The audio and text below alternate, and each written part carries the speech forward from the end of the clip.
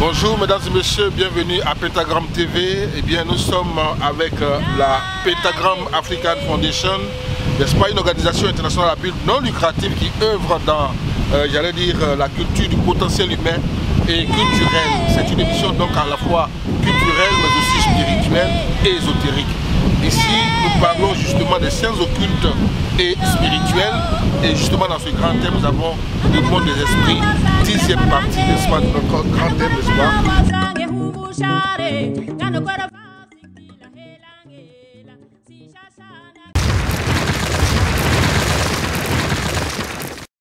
Bonjour mesdames et messieurs, bienvenue à Pentagram TV. Eh bien, nous sommes avec la Pentagram African Foundation, n'est-ce pas, une organisation internationale à but non lucratif qui œuvre dans, j'allais dire, la culture du potentiel humain et culturel. C'est une émission donc à la fois culturelle mais aussi spirituelle et ésotérique.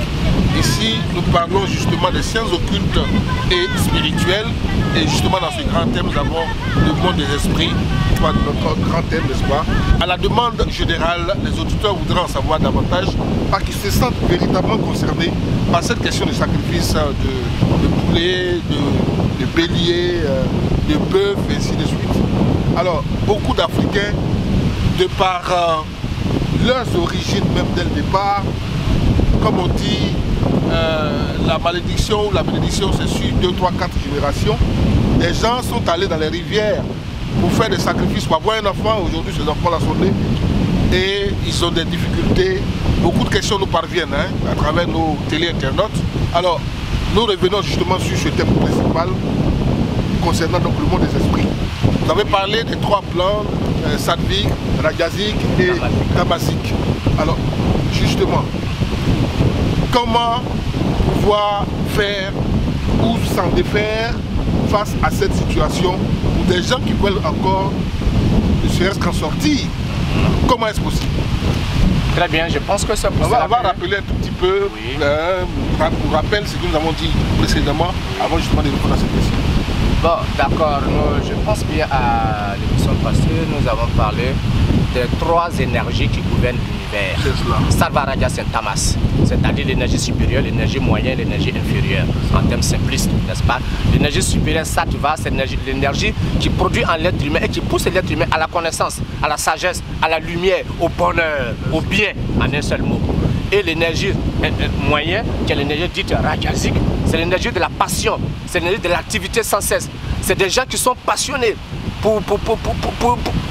par quoi que ce soit. Les politiques sont justement à ce niveau-là. Eh bien, je ne vais pas y entrer dans ce domaine parce que je ne suis pas invité à ça. Et tout ça. Donc, il y a l'énergie inférieure aussi de l'univers, qui est l'énergie tamasique. C'est l'énergie, voilà, l'énergie qui pousse l'être humain à l'idiotie, à des bêtises, comme on le dit généralement. Donc voilà ces 3 énergies. Ces 3 énergies ne sont pas superposées. Ces 3 énergies sont en perpétuel déséquilibre. Ces 3 énergies sont en perpétuel déséquilibre. Très bien, fluctuant. Du déséquilibre de ces 3 énergies, nous avons la vibration qui donne la vie. Si les 3 énergies de la création, l'énergie supérieure, moyenne et inférieure, s'équilibraient, alors tout disparaîtrait dans l'univers comme par enchantement. Donc la vie provient, la vie, que ce soit des esprits, des hommes, de quoi que ce soit, provient du déséquilibre permanent, n'est-ce pas, de ces 3 gunas et de ces 3 énergies. Voyez-vous, celui qui parle de spiritualité, celui qui parle des choses bien, celui qui aime le bien pour le bien, etc., est dominé par l'énergie supérieure qui est dit Sattva, l'énergie du bonheur, l'énergie de la lumière. Celui qui est tantôt il parle du bien, tantôt du mal, tantôt il a de bonnes intentions, tantôt de mauvaises intentions, il est dominé par l'énergie intermédiaire qui est dite Rajas, n'est-ce pas, l'énergie de la passion. Celui qui est Carmen idiot, quand le lui c'est Carmen aubergine, celui-là est dominé. Voilà, exactement. Et selon l'énergie qui domine l'être humain, alors, qu'il le veuille ou pas, il rentre en osmose avec le royaume des esprits du même rang. Comme on le dit, qui se ressemble, s'assemble. Vous comprenez un peu? Donc quand vous allez demander de l'aide, par exemple, aux esprits de l'eau, je prends un élément, par exemple, les esprits de l'eau. Il y en a des tamasiques, des rajasiques et des sattviques. Les 3 énergies de la création agissent aussi là-bas. Il y a des esprits de l'eau très voyous, n'est-ce pas? Très voyous. Il y a des esprits de l'eau très sages, je vous le dis. Il y a même des temples spirituels dans les eaux. Comme il y a des esprits très tamasiques, C'est eux qui élaborent des plans pour donner l'inspiration aux délinquants et aux bandits de notre monde. De la même manière que les esprits satellites de l'énergie dominés par les esprits supérieurs se soucient aussi de l'évolution de l'humanité, de notre humanité. Vous voyez un peu, c'est eux-là qui inspirent les grandes découvertes scientifiques positives. Ceux de Rajazikh, tantôt inspirent les mauvais savants, hein, parce que je ne sais pas, quelqu'un qui dit oui, je viens de faire une découverte, lui donne le prix Nobel de sciences, parce qu'il vient de mettre au point un fusil très dangereux qui peut tuer des milliers de personnes. Vous voyez un tel individu, on lui donne le prix Nobel dans notre société des humains. Ils ont été inspirés par les êtres Rajazikh. Donc, tout provient du royaume des esprits. Ceux du feu, il en est de même. Ceux de la terre, de l'élément terre, il en est de même. Ceux de l'élément eau, il en est de même. Maintenant, vous avez touché tout à l'heure quelque chose qui m'intéresse beaucoup, hein, pour nos frères de la diaspora. Sachez que tout pays, tout continent possède son égrégore. Qu'est-ce qu'un égrégore? C'est l'énergie du groupe. L'énergie du groupe. 2-3 personnes peuvent créer déjà un égrégore. Un parti politique, ça devient un esprit. Ouais.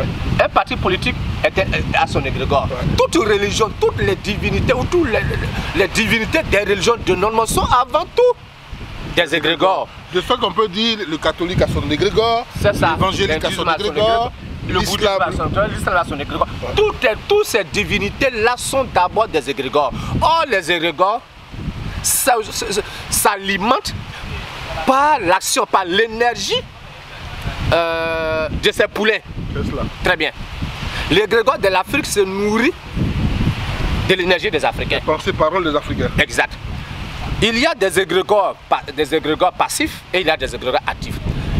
Une association de politiciens, un égrégore politique, c'est un égrégore passif. Un club de football, c'est un égrégore passif. Mais un égrégore d'une confrérie, d'une religion, d'une secte, c'est un égrégore actif. Puisque prière, chant, méditation, incantation, mantra, de l'encens ou pas d'encens, des bougies, etc., ça charge cette énergie. Imaginez que depuis des millénaires, cette énergie a commencé à devenir vivante et qu'il est devenu très vivant. Vous pensez qu'il a vu le père de ses poulets, il va manger quoi? C'est ainsi quand on parle de la guerre des dieux. Vous allez lire tous les textes sacrés du monde, il y a une sorte de sauvagerie et de barbarie à l'intérieur.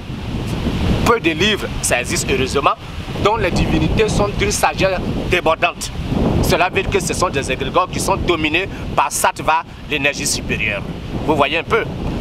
Vous prenez une confrérie de sorciers, c'est un égrégore. On vous initie, vous êtes connecté à cet égrégore. Et cet égrégore fait passer aussi de l'énergie en vous. Les danses, les cris dans les églises nourrissent l'égrégore de l'église. Vous comprenez un peu? C'est même quand on crie Jésus, Jésus. C'est un égrégore. Jésus est devenu un égrégore. Selon les communautés évangélistes ou non évangélistes, ce sont devenus des égrégores. Ils n'ont pas les mêmes Jésus en fin de compte. Pas du tout, ne peut pas. Eux-mêmes le disent, les religieux eux-mêmes le disent. Ils vont te dire non, cette église, il ne faut pas venir. Viens dans une église ici là. Dieu se manifeste bien là-bas. Vous voyez, quel est ce Dieu qui est partout à la fois en même temps et qui est si différent. Ce sont des égrégores. Tout est d'abord une question d'égrégore. Toutes les divinités sont des égrégores. Et l'égrégore est nourri par ses poulets. Et tous les Africains, qu'ils soient de la diaspora ou d'Afrique, sont connectés, qu'ils le veulent ou pas, à cet égrégore par le lien de sang, par une sorte de génétique spirituelle. Vous voyez, c'est pour cela même, une recherche, si je vois une recherche qui a eu lieu aux États-Unis il y a bien longtemps, dans le milieu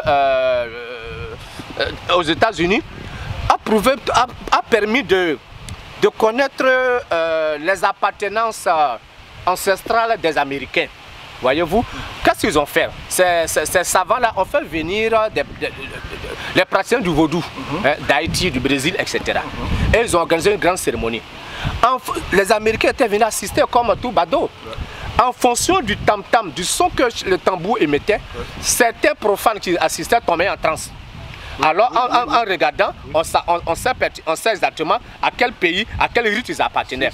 Parce que dans le vaudou d'Occident, d'Haïti par exemple, comme du Brésil, comme on se rappelle des Boni qui sont arrivés ici à Tia-Salé. Il y a des vaudous qui s'appellent Bosson Comblant. C'est cela. Oh, Bosson Comblant, c'est Côte d'Ivoire. Oui.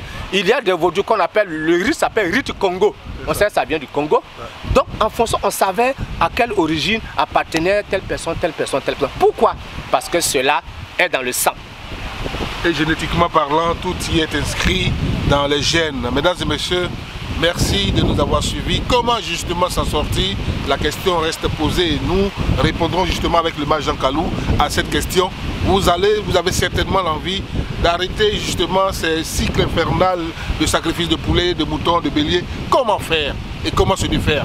Alors merci de nous avoir suivis. Les numéros s'affichent au bas de l'écran. Pentagram TV est avec vous.